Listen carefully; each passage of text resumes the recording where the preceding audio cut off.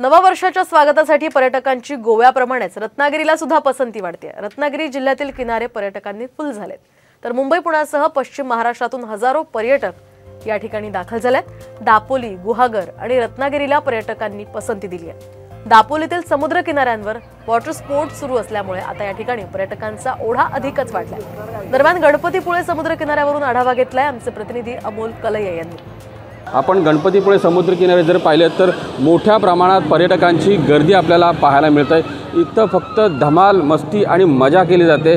मग या ठिकाणी वॉटर स्पोर्ट्सचा आनंद घेतला जातोय, बाईक रायडिंगचा आनंद घेतला जातो, त्याचबरोबर कॅमल सफारीचा देखील इथं आनंद घेतला जातो। आपण बघू शकता की मोठ्या प्रमाणात या ठिकाणी पर्यटक दाखल झालेले आहेत। अक्षरशः हा समुद्र किनारा गर्दीने फुरून गेलेला आहे।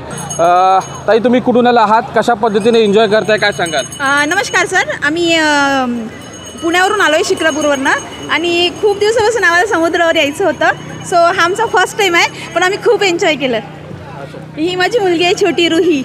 रुही, हाय हाय हाय। कोकणातल्या निसर्ग सौंदर्याबद्दल काय वाटतं, काय सांगा? खूप छान आहे, खूप छान। येताना इतकं रमणीय वाटतं, गाडीमधून बघताना समुद्र दिसतं, छान झाडं दिसतात नारळाची, खूप छान वाटतं, खूप मजा येते। पर्यटक इथल्या निसर्गाचा मनमुराद आनंद घेताना आपल्याला पाहायला मिळतात।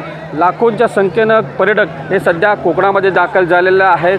अनेक ठिकाणी या ठिकाणी पर्यटकांच्या विविध सुविधा केलेल्या आहेत। पर्यटकांच्या हॉटेल्स जे आहेत ते फुल झालेले आपल्याला पाहायला मिळतात। त्यामुळे एकंदरीत कोकणामध्ये सध्या मोठ्या प्रमाणात पर्यटक दाखल झाले, त्यामुळे कोकण सध्या पर्यटकांनी हाऊसफुल झाल्याचं चित्र सध्या कोकणामध्ये पाहायला मिळते। अमोल कलये, साम टीव्ही, गणपतीपुळे, रत्नागिरी।